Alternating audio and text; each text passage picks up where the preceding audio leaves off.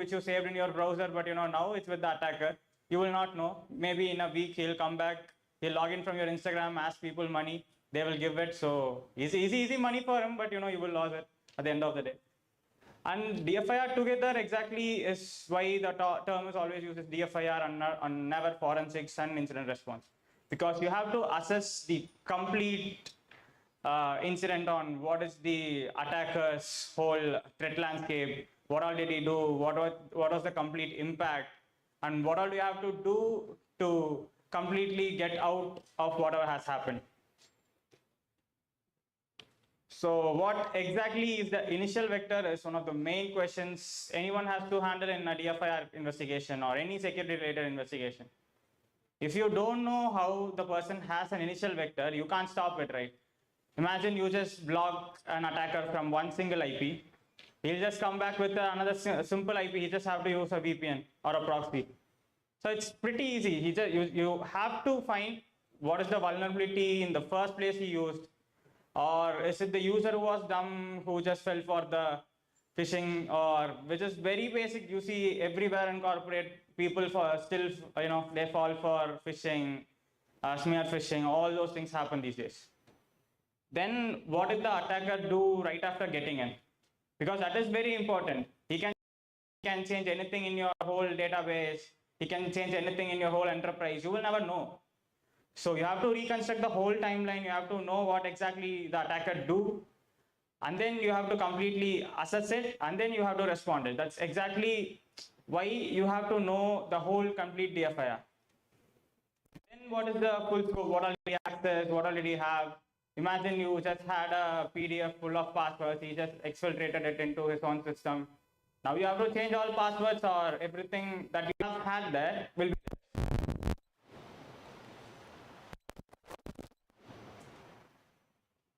Yeah. So Windows internals. So why Windows internals is most important? Windows is one of the core of most of the people in corporate. They use Windows. Most of the people, even you college students, everyone use Windows, right? So exactly why knowing Windows is very important for investigation. So every artifact that you find, artifacts are nothing but just take it like a gem which you will find randomly. But these gems are planted by Windows, so they could use for debugging, logging, and all the stuff they want to track.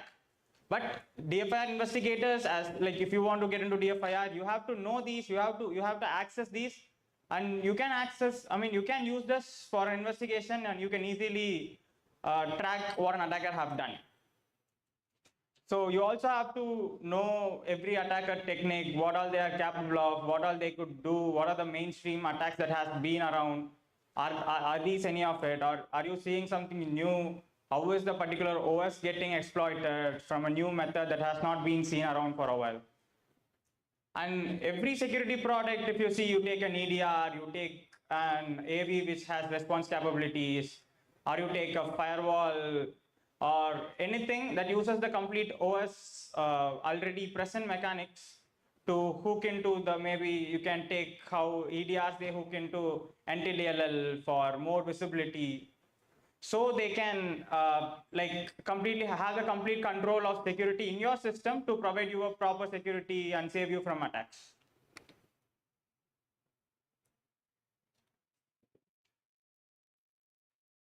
Yeah. So the 5 core internal areas. So these all 5 are pretty important. So you have the process and threat model. You have to know how a process works. You have to know how a thread works. What is all part of a process? What is all part of a thread that is inside a process?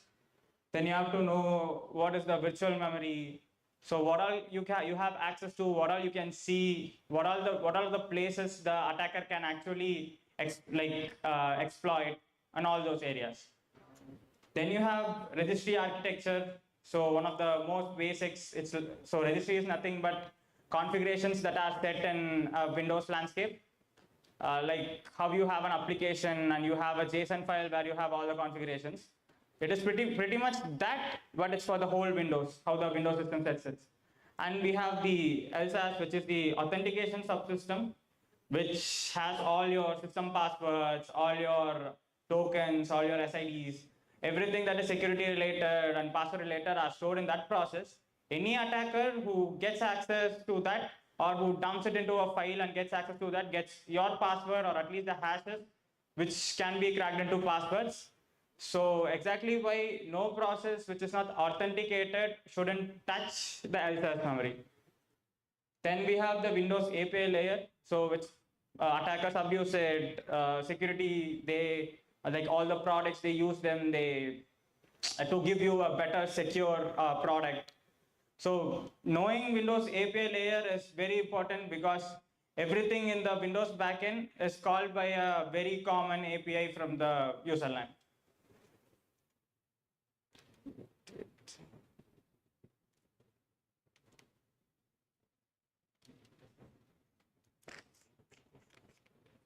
Yeah. So Windows process internals. So we have for the whole process, we have two important structures, which are the most basic structures. I don't think you will learn this anywhere pretty much, except you look into memory forensics, but not just using tools, because using tools will not completely give you a knowledge of what exactly is there. You will just know, okay, if a tool failed, what will you do? You don't have any other choice. You have to have you have to know the whole structure. You have to know at least how it's working. So you can debug yourself and you can find what the attacker has invented.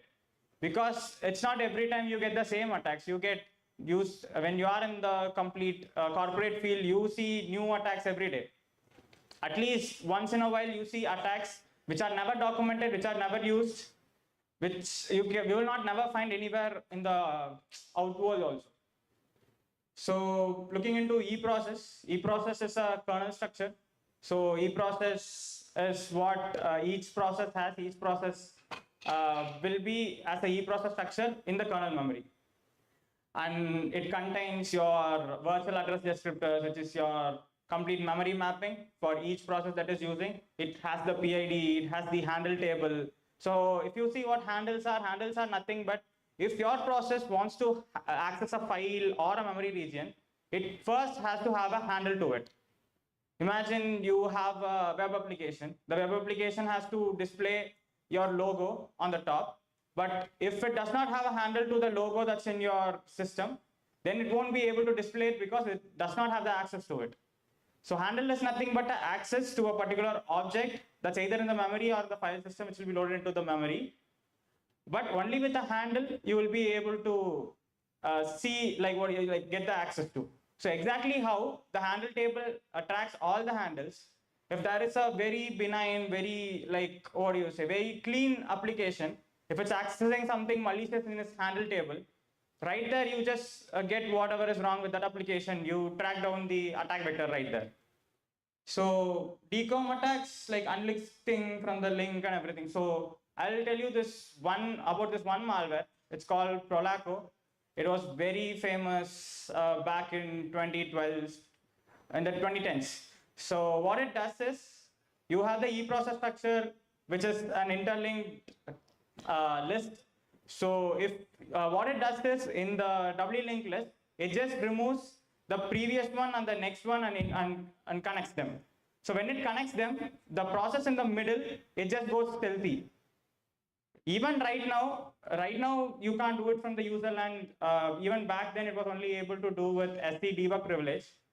So if you simply right after unlinking it, if you take your task manager, the process won't be found. So you will never know a malware is running, but it will be stealthily in the memory, it will be running. Exactly why memory forensics is very important in hunting down. And yeah, for forensic scans, you have process complete PSS pool scan. You have complete VAT scan. You can scan for eProcess structures from memory, from swapped out pages in case if it's terminated, all those things. Then you have PEB. PEB is nothing but the core structure which is in each eProcess structure. So it is a user land structure which is accessible by you by any process in the user land itself. You don't need any privileges. So PEB LDR is a structure which holds all the DLLs that will be loaded. So you saw in the last session how DLLs like abuse, right? You can pretty much find it here. If you see, it has it has all the DLLs that will be loaded. It will have all the paths to wherever it is loaded. You see a random path and path that is not usually you see it's not a benign path. Right there you spot it, you spot an anomaly, you find whatever is wrong with the particular attack that was happened. Then forensic counter, you have mismatches in memory-based artifacts and structures which will help you hunt. Like you have threats which shouldn't be created, will be created. You have TLS callback threats. So like pretty high-level stuff. But once you get into the field, once you understand the whole structure, you will completely understand why Windows internals is very, very important. Yeah, so now it's about what VAD is, the virtual address descriptors. So kernel maintains one VAD per each process, like how there is handle table which will have all entries of all handles that a process needs. VAD is nothing but a memory region which your process will allocate. Like imagine you just the same logo, it has to be allocated in memory for the application to access it. So that particular allocation range will be tracked down in the VAD. Then you have the binary tree of all allocated memory, like in a particular region, which will be inside the VAD itself. So it's pretty easier for you to detect like what are the each allocations that is done by a particular process. So, and each node, which is each VAD, will give you all if it's executable, if it's readable, if it's writable. If imagine an attacker suddenly he just drops an executable shellcode, he just changes the permission to execute. You can literally track it down there. Why does a web application need execute privileges on a very random memory page in memory? So, using this, the investigator can completely map how a process is, where all the process allocated memories are, and also what all on each memory allocation and when was it allocated. And from memory, let's get into whatever is the OS artifacts that are commonly found in Windows. These are the main artifacts. Listen carefully, these are like very like core artifacts that DFI investigators still rely on. So first one is prefetch. So we have prefetch. Prefetch is nothing but for the first time you are installing an application. Imagine it could be a very basic application like your Adobe for a PDF viewer. So for the next time, for it to open with a very high speed, for it to get you all the dependencies resolved on the next time, it will have everything noted down. When was the last time it executed? What are all the dependencies that will be loaded? So this particularly can be used as your evidence of execution. So if an attacker is executing a program, any executable doesn't even have to be GUI. For the next time it to load all the DLLs, it will be saved there on when was it executed. So once you get there, you see a very random application that was run by the attacker. You can track it down where it was executed, when it was executed. And these artifacts can be found in the Windows directory of your core Windows, C Windows. Then you have AMCatch Hive. AMCatch Hive is the app compatibility manager where it will have all the applications which was run. What is the runtime? What is its SHA? Even if it's imagine your attacker comes in, he just completely he brings in a malware. He just renames it to services.exe. You will just simply think it's a system service. What will it do? But you have SHA one right there. You verify the hash. You just look up for the hash in an AV or anywhere there is a malware database. Right there you find that it's a malware, right? Then you have AppCompat cache and SimCache and BAMDAM, both are present in the system registries. So an AppCompat cache, you will get all the application which was run, which will be tracked down for compatibility things. In that particular registry, you can find when was it run and what was it run. So same as other stuff, even if you see AMCache has been completely wiped, or if the attacker had the access to delete it, you might still find it here, which will help in the investigation. Then we have BAM. BAM is nothing but background activity monitor, and desktop is desktop activity monitor. It does nothing but it tracks all the background processes that was executing at the moment, and DAM is for the desktop activity monitor. So you will be able to see, even if the attacker comes in, he silently executes an malware, you will still be able to track it in BAM. So we have the core artifacts from file systems. So all your laptops which is using Windows will only be using NTFS, because Windows is not designed to run on any other file system architecture. Windows you can go with exFAT, ext4, all those things, but Windows is always installed on an NTFS. They also introduce REFS for additional partitions, but it's only in servers and it will never replace how NTFS has structures and everything it tracks for. So we have the MFT. MFT has all the current files in your system as an inode, which will be where you will be able to completely map out all the executables. Even if the executable is hidden from a user's view permissions, you will still be able to see its content, access it, completely map it out. And it has kernel level time structure and user LAN level time structures. So even if time stomping, like your attacker comes in, he just changes the time of execution to be 10 years old. It doesn't even come into your timeline reconstruction. You can still figure it out. You see a mismatch, okay, this was run recently, not 10 years ago. Right there, you find that it's a malware. Then you have USN journal, which will have every record for modification, creation. Even if MFT is tampered with, USN journal will still have the modification, creation, and any changes that's made in the file system. Even for the old entries, you will still have it, unlike MFT, which overwrites it with a new entry. And then you have logfile. Logfile is also it's pretty much like a support for NTFS, which will log down all the changes in the file system. But one issue you have is, unless it is completely committed to logfile, you will not get the complete picture. So it's always better to look for USN journal. Unless it is tampered with, you can go for logfile analysis. Then zone identifier is a very important thing that people use for investigation. It's also called as your ADS for internet. So whenever you download a file, it will be your particular link where the download came from is present in your ADS. That is your zone identifier. So if a user downloads it from a phishing site or a site that is put up there to deliver malware campaigns by SEO poisoning, you can still find it where it came from. You can go analyze the website and you can block it.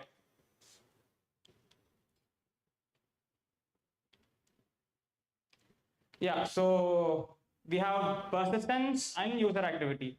So persistence is nothing but so you have your own applications which you want to run in the startups, right? Imagine like your browser, when it has to be up when you're getting into the system again.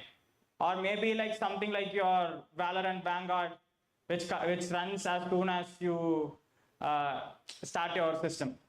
So those things has a persistence which will be run again whenever a user reboots his systems or shuts it down, gets it powered again.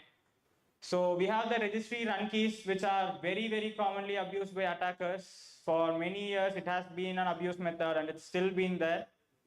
And we have startup folder, where as soon as you log in, and the application which will be put there it will execute. Then you have scheduled task, which is scheduled to run at a particular time on a particular day.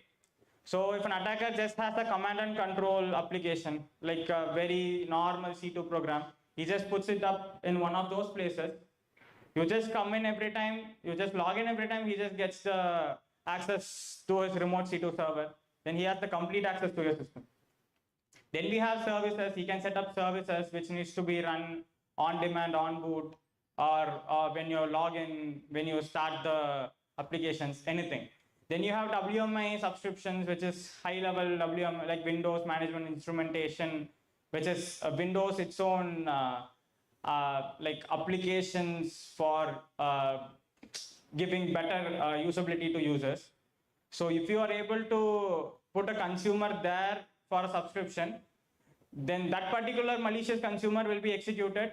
So you have to verify everything that could have a persistence to tackle down and threat attacker from gaining access again. Then for the user activity, we have LNK files and jump lists. Nothing but if a user is accessing some files, some folders, it will be present in the recent directory, or it will be present as LNKs, where you will be able to track down that the user has accessed it.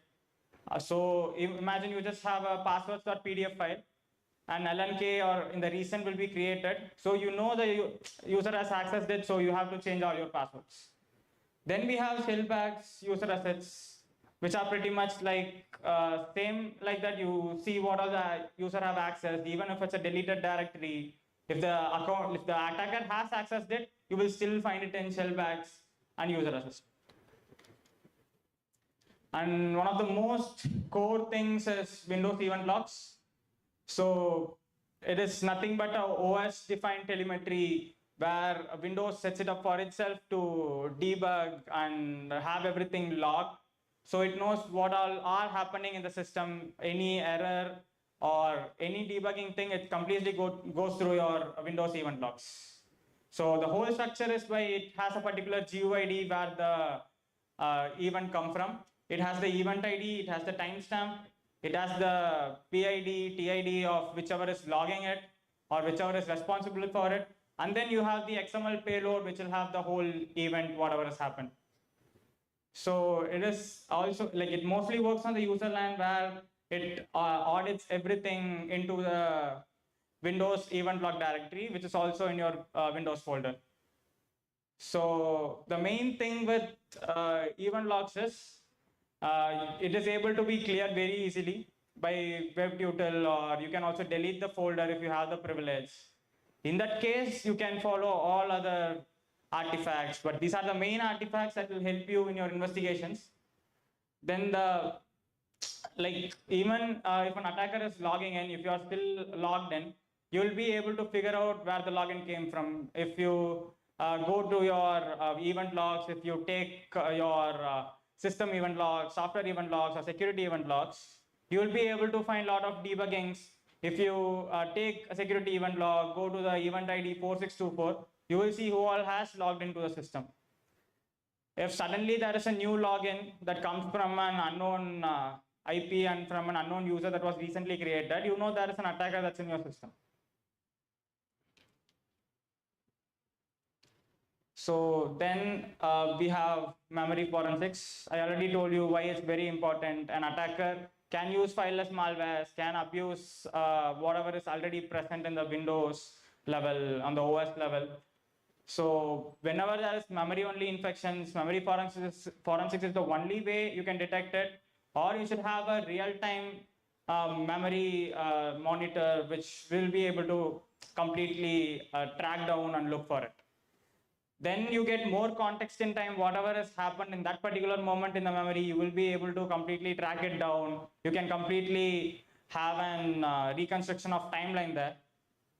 Then whatever like even if a ransomware is running, even if it's sending a key, if the key is still present in memory, if you're able to reverse engineer the whole ransomware, find exactly where the key is from a particular where it is normally allocated, you can get the ransomware keys also. You don't even have to worry on paying back the customer, paying back the attacker on how much they have to pay to get all the exfiltrated data back.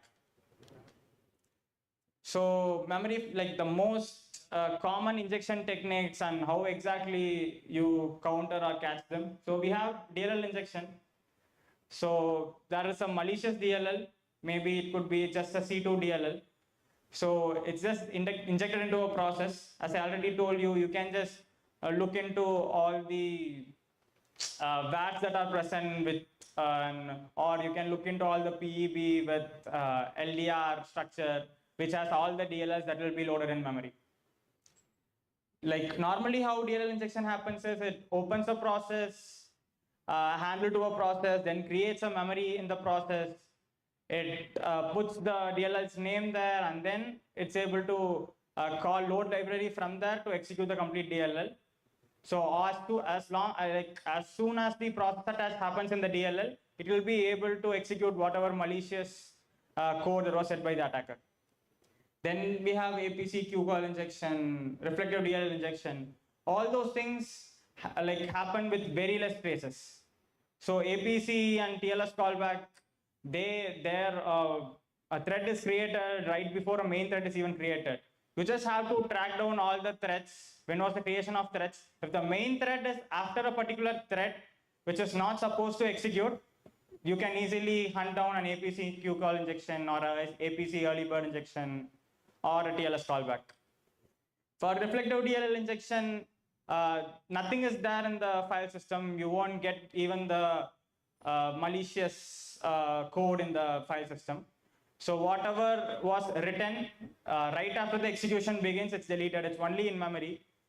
Only when you can hunt down bad regions with executable permissions, but no backing off from the file system, you will be able to find where exactly the DLL was loaded and what exactly was happening.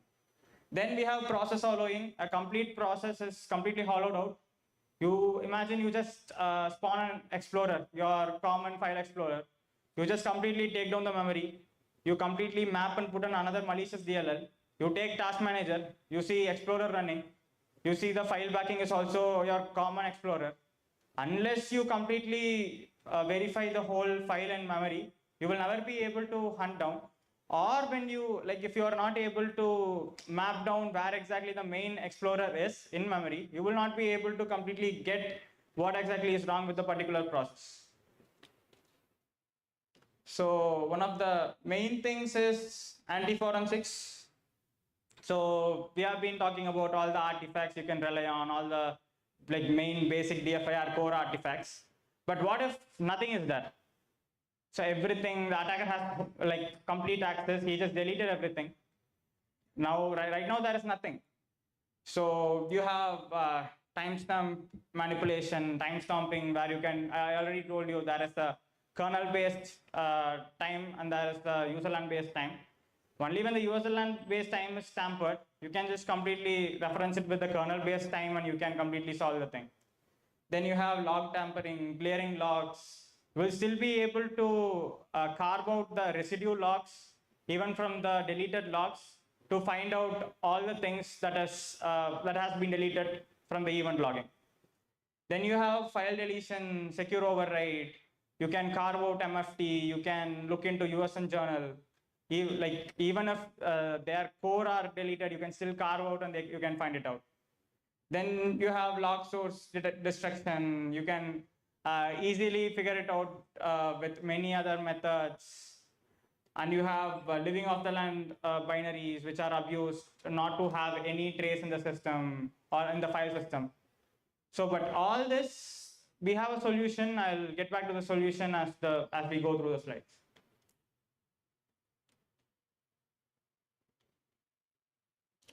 Yeah, about Sysmon. So Sysmon is Microsoft security event logger. So when Microsoft felt, okay, there is not enough security event logging happening in the event logs, it introduced an application and a driver which will log every security event that is possible by Microsoft's, whatever it gets the telemetry from, to be logged into a single place as a Sysmon event log, where you will find a lot of events. So you will be able to reconstruct what all has happened. So these are the main common things a normal DFIR investigator has to have in mind. So you can't simply go ahead and say, my hypothesis, this could have happened, this could have done, this is what the attacker was thinking, so he did this. You can't completely give a guess when the incident has happened. You have to completely provide the complete evidence to mark down all, and you have to reconstruct the whole timeline within evidence to prove it. Only then you have the complete hypothesis that you have in mind is completely ready when you have the evidence backing. Then absence of evidence is also a finding. So when you are simply going through the system and you don't have any event logs, what does it mean? The attacker has some foothold. He has what do you say? Completely tampered with the evidences. So now there is some evidence tampering, so there is some attacker that's in the system. So timestamps are always mutable. You can always change timestamps, but it's always better to always cross-reference with different artifacts, so you know what are the complete, like, proper time that the attack has happened. Then attackers are also humans, like how humans they commonly leave traces. Attackers leave a lot of trace. They could have even just dropped a new file and forgot to delete it when their attack is done. You can even track it down. You can also see, like, imagine the attacker just downloaded the file from his own server. Now you have ADS or zone identifier for the, like, where the file came from. So now you know where the attacker would have come from. And you cannot find abnormal without knowing what's normal. So without knowing what a user is normally does, imagine if he never uses an application, then why is the application still there? Who brought that application up? Even though it could be a custom application or web server made by him, but if he hasn't used it, or if there's a new DLL which is loading into it, which connects to a new web server that is somewhere, that is abnormality from whatever normal he usually does. Then chain of custody is very important. You have to have every evidence in a proper format and in a proper way should be collected, and no further tampering should be made from that point.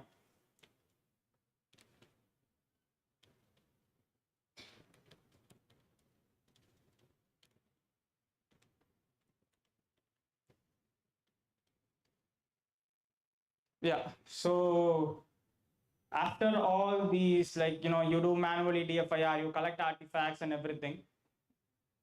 Few years back, they came with a solution called SIEM, which is the Security Information and Event Management. So every event that is necessary and for your security auditing will come into a single place, which will be like all logs which are possible to get from will be ingested into a single place, and you will be able to view it from a single place.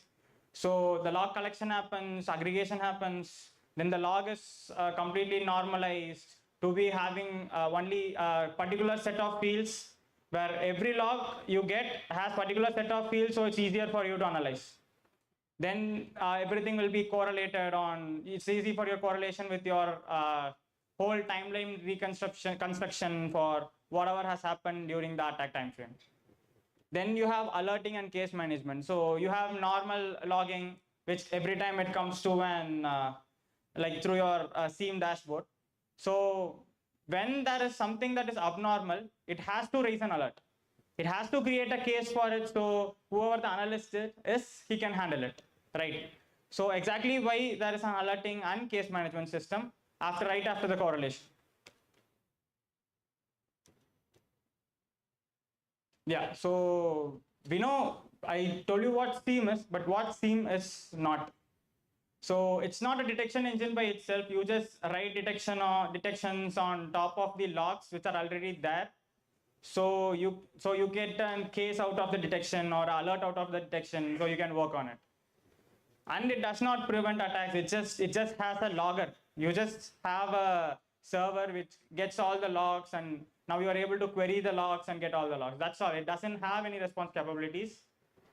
And it does not replace your investigation. It just has all the logs, and you're the one that will be taking all the logs and investigating whatever has happened from a system. So now you don't need to have complete access to the system, but you have all the logs on whatever has happened in the system. And one more thing is, you can't tamper, like whatever getting logged here can't be tampered with unless the attacker has access to the ingestion server. So anything from a different, what do you call it, the workstations gets into the logging is always logged. So an attacker cannot tamper with, and you can still have all the logging. So evolution of SIEM, first it's started with just log management, just all sys logs coming into a server and you're just seeing it. Then they had the first SIEM where you have normalization, you have all the logs normalized, easy to query. Then you have correlation rules, dashboards, where it's easy to see where all the logs come from, where all the cases come from. Like if a particular system is creating so many cases, what exactly is wrong with the system, what exactly has happened in the system. Then you have big data SIEM, where you completely scale it to accommodate a lot of workstations. And you have UEBA integration, which is nothing but you see, you have a model, you train it to see what is a normal use of a user there, and what is something abnormally he does after your 30-day count. So there, you know, a user is not actually there, but it's an attacker who has a foothold there. Then we have cloud native scenes where you separate computation and then you storage. So even an attacker has foothold in the computation server, the cloud-based storage is still inaccessible. So like all logs are always preserved.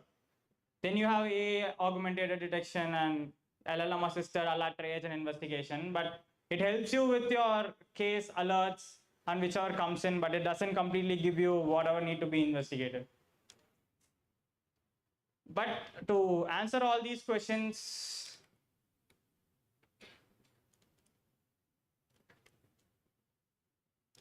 to answer all these questions, a few years ago, they came up with this idea of an EDR. So how Sysmon had a system drive, a kernel-based driver and then an application. EDR pretty much has userland-based application processes, and then it has like kernel-based driver. So they hook into complete OS native architecture. They provide complete telemetry from whatever is possible, whatever logging is possible in Windows. They completely have their own detection engine. The process has its own detection engine. The kernel driver has its own detection engine. It completely detects whatever abnormality that happens in your system and sends it to the management console. Then the investigation completely has the timeline. You don't have to worry about the timeline. The timeline is completely reconstructed by the processor itself. Then you have all event logs, all event histories, like how much ever it has been stored. Then you have ML models which also run on the process level. And one main thing is it can respond itself. So like imagine it just gets a malware process. What is your theme or your artifacts gonna do? It just logs it, okay, a malware was run. But an EDR will be able to stop the malware right there. It see a malware hash which is or by its own AV, it's able to find out that it's a malware. It just blocks it right there. If your policy for your particular EDR is set to delete or is set to quarantine it, it will be able to quarantine or delete it or just block it. So the EDR revolution. So the evolution of EDR is very necessary because first when the APT1 report was introduced, no one knew that a malware was residing in the system for so long. Like you would have also learned about Stuxnet, a malware which was present for so long on hardware peripheral devices, but no one is able to detect it. It's exactly why it gave the idea for people to invent EDRs. And AV wasn't enough. So you just have a malware, you just add some random bytes in the end. You know the hash is nothing but the whole file content. With the mathematical calculation, you get a result that is your hash. You just change one, you just add a single or 2 bytes with randomly any character, it doesn't even have to be null. You will still get the hash different and your AV will still not detect it. Like even for hysterics, you can just pack your particular executable and still your AV will never be able to get it. Then you have no real-time detection and response. You just know what has happened after it has happened. There is no memory-based detections. There is no real-time monitoring, nothing. So it's always better to have real-time monitoring. That gave the idea for what why EDRs always need to be monitoring your system. Then beyond user LAN. So imagine attacker has the kernel LAN level access. Your user LAN was never blocked. Now he's in the kernel LAN. He has all accesses. But you will never be able to detect him when he went to the kernel LAN. Exactly why EDRs also look into kernel LAN. It hooks into ETWs. It hooks into your system calls and all the important OS architectures to hunt down what the attacker is up to. So the main EDR architecture, we have 3 things. On the very base level, we have the agent, the endpoint sensor, which has all the detectors, ML models, rules, which are compiled with it, with an with kernel driver, which will be looking into the whole kernel LAN and the user LAN. So that will be getting all the OS level logs, telemetries, and it will be sending it to the cloud backend, where it will be ingested AI-based behavior analytics for detections. They all run there. And then you get cases and incidents which you don't get from the agent there. Then you have the console where the investigation particularly happens. You get all the cases, you get all the logs, you get everything that happens in the system, which is easier for an analyst or a DFI investigator to investigate.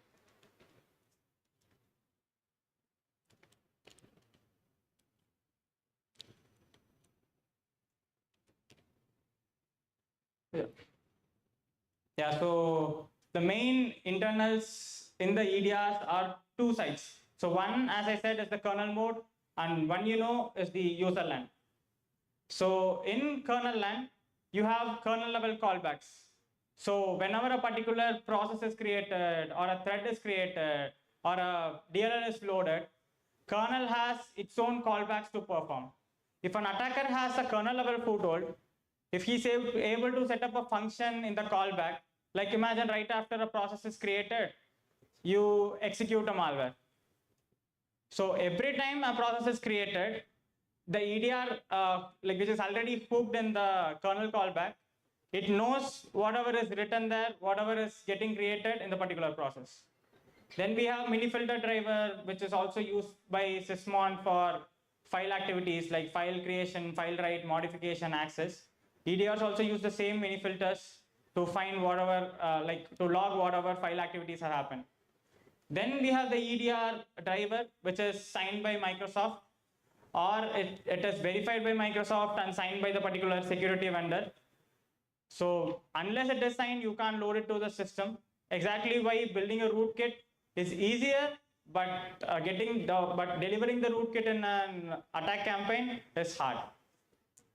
Then you have user LAN hooks. So let me tell you a very basic thing. So whatever API calls, Windows API calls, that gets to the core of your Windows OS kernel, it goes through NTDLL. So NTDLL is your user LAN DLL, which transitions your access from user LAN to kernel LAN. So attackers abuse it. EDRs use it to monitor whatever calls come from user LAN and goes through the kernel LAN. So it is pretty easier for you to track it. Like imagine an attacker has a shellcode. Now he has to get some memory allocation, then put the shellcode, execute. So he creates some memory allocations with nothing. Okay, sure, the EDR lets it go. Then now you put a shellcode which is not figured out. Okay, now to sure the EDR doesn't interact. But exactly now it's changed into an executable region of memory and it's about to execute. The thread is about to be created, the EDR stops it right there. So you have real-time response.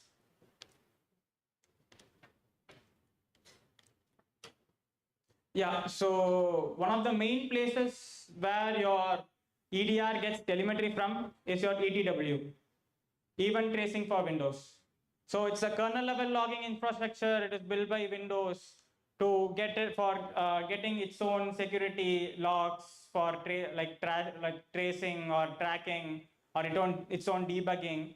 So what EDR does is it also becomes a subscriber to the log provider from ETW. It gets all the telemetry. Then it sends it to the console dashboard. So it has more telemetry than your normal investigation because these telemetry you only get via real-time monitoring. Then we have the ETWTI, the threat intelligence provider. So only EDRs have pretty much access to it. So any maliciousness that gets into memory and it gets detected and goes to the ETWTI, the EDR has access to it and has the logging, so which will help you in analysis. Then attackers can patch the ETW writer APIs, like you have like trace event API, you have the ETW write, ETW write EX. All those APIs, you just have to patch it with nothing. Imagine you just have a function. You just completely write the function with nothing. So nothing happens. The ETW, even though the telemetry comes in, it doesn't go to your EDR. So EDR also hooks and it also looks for it, but attacker abuse in such a way that EDR gets no telemetry.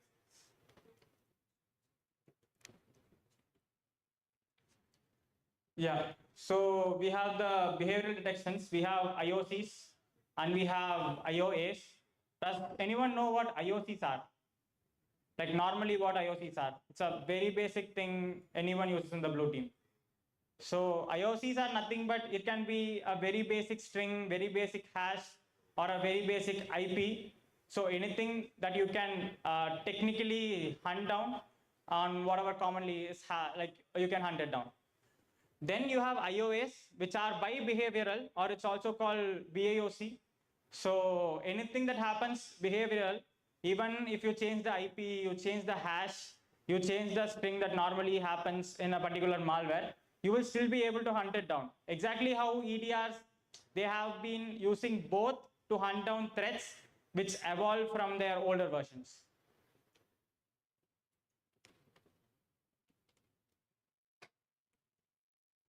Yeah.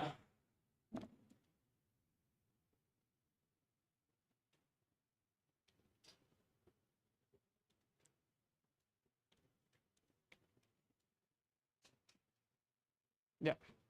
So EDR threat hunting. So why is threat hunting more important? EDR helps in threat hunting. So imagine you don't have an EDR for so long. Your like system or workstation is completely, it has no security. But you have an EDR, it has capability of completely scanning your system, completely looking into whatever's in the memory, whatever's in the kernel, whatever is on the user land, or whatever the process that can execute. Then, so no detection system has complete coverage. So any sophisticated attacker who has higher obfuscation, who can't be hunted down just by rules, will still be hunted down by EDRs, ML-based, AI-based hunting techniques and hunting rules. So basically, you have an intelligence input which get to a hypothesis formation. Then you create a query for hunting that particular malware or a threat that is normally found in the trend. Then you get the result analysis. Imagine you you find a very new domain, which is a C2 domain. You have a very big enterprise. You imagine you have 7 lakh workstations under you. You just create a query in such a way that a particular packet that comes to this, like some workstations from that particular domain, which is malicious, you write a query, you hunt it down, you get all the results where like whatever like systems has already been affected, you will be able to track it down very easily.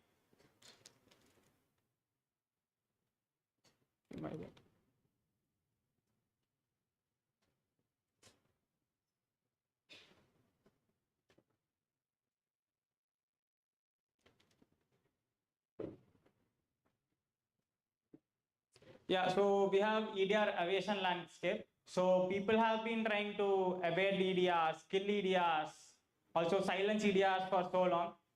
So like it's nothing but you stop the telemetry going, or you stop the EDR process, or stop the EDR driver, or in cases you can just silence it by not sending any telemetry, like cutting down the EDR's connections from the EDR process to the EDR server. Also, there are techniques which has evolved in the last couple years, like you have direct syscalls, indirect syscalls, sleep obfuscations, patching EDWs, as I already told you, then anti-DLL unhooking, for, like, which was like the hooks already set for security monitoring. Then you have bring your own vulnerable driver, you bring a very signed vulnerable driver, which executes, and then you exploit that particular vulnerability that was found in the driver. Then you have module stomping, where a rogue module on the name of a like already signed module will be executing malicious codes. Then every evasion techniques that avoids one detection source, it definitely leaves another trace and another source. So you will be able to find the attacker regardless of whatever evasion techniques he has already brought up. So yeah, so the main EDR response capabilities For containment, we can isolate the host, we can terminate the malware process, we can quarantine, delete a malware file which was dropped or which was like downloaded by the user. For investigation, we have live response tell to the system where you have the complete live terminal, or you have the complete RDP to the your user's workstation which you can work with and like investigate. You have complete memory acquisition for memory forensic analysis. Then you have complete file retrieval. Even if it's a new malware which was never found, you will still have access to the particular file. You can get the file and you can analyze it. Then you have artifact collection. On one click, you can get all the forensic artifacts for analysis, even if EDR was tampered with and no telemetry has been come up. Then we have remediation, we have complete process tree kill. Even if the attacker has executed so many processes, it could have come from one single process. You just need to kill that process and everything that was created by it. Then you can remove scheduled tasks from the EDR itself. You can remove registry keys like the run key for persistence. Then you can also do a complete system scan for any malicious anomaly that could be found in the system. Then you have automated responses, which are based on policies you set for your EDR. If you need to block a process, if you need to terminate a process, if you need to quarantine a malware once it's dropped or once it's executed. Then we have playbook-based actions for all EDRs, where any log that comes from it goes through all the rule-based detections, and then the playbook takes action. And then you have custom scripts which will be run for investigations on whatever particular case you're dealing with. So the main investigation stack is pretty basic like this. You have the alert source, which is your workstation. Then you have the investigation layer where you will do all the investigation on all the logs which is available. Then you reconstruct the timeline of what happened from the initial vector to the final impact.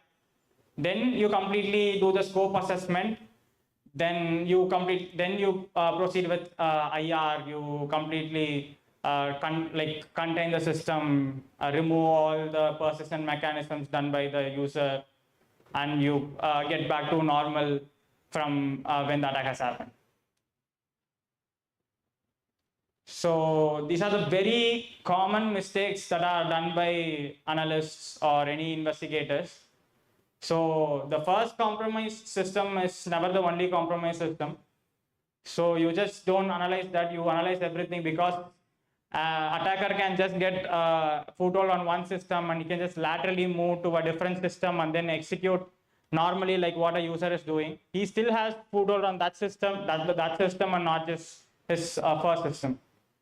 Then trusting a single source timestamp. Never trust a single source timestamp, because as we already spoke, there will be time stomping. So you never know when actual malware was actually run. Then declaring eradication complete before verifying all persistence mechanisms. It's better to verify all persistence mechanisms and not just removing one or two basic things. Because if the attacker has even a simple foothold, he will have the complete attack, vector next time when he has a foothold already. Then closing the investigation when the AV shows clean is very basic mistake that you can find a lot of people doing it. Any new malware that is written, recompiled, which has not been seen in the wild, which the AV never has access to, or which completely has total obfuscation, so it's not tracked down by just basic analysis by AV. You still have to get the file, you have to analyze what the file does, what is it capable of, and then you have to mark down if it's a malware or it's just a normal internal program. Then never write conclusions before ruling out all the alternatives. Never, always complete the investigation from the starting to the end in all sources and all the artifacts and evidence possible. Then you finally tell your conclusion. Yeah. So one of the core field that has a very emerging thing is the detection engineering. So detection engineering is where you write detections for any new threat that is in the trend or any new threat that is introduced. So nothing but you get an intelligence input from whatever the trend is. You finally, like, you go through the research technique, or you completely research whatever the technique does. You create a detection logic, you create a rule from the detection logic, whatever it leaves behind, whatever could be traced for the particular attack. Then you do complete testing and deploy the rule for your EDR or your SIEM to capture it.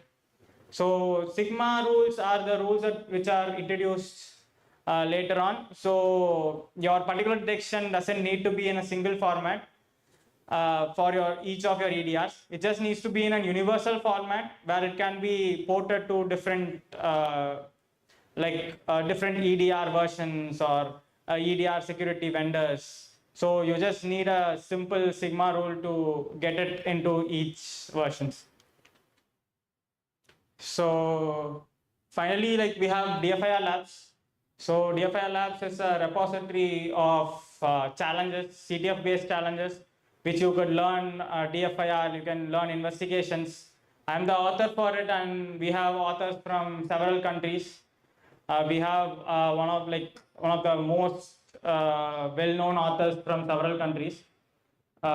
So we have 35 plus challenges and it's free to access. It's a very common GitHub repository.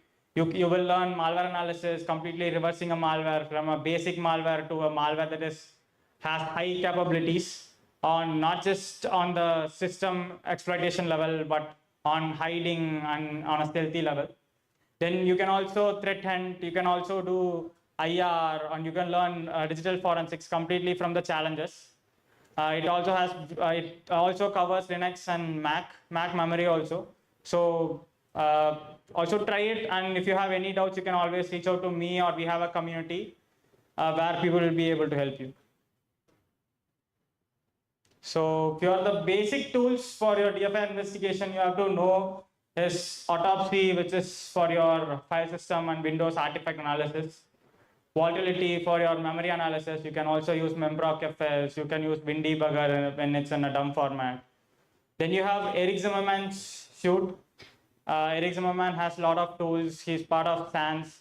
And you can have parser for all the Windows artifacts which was created by him.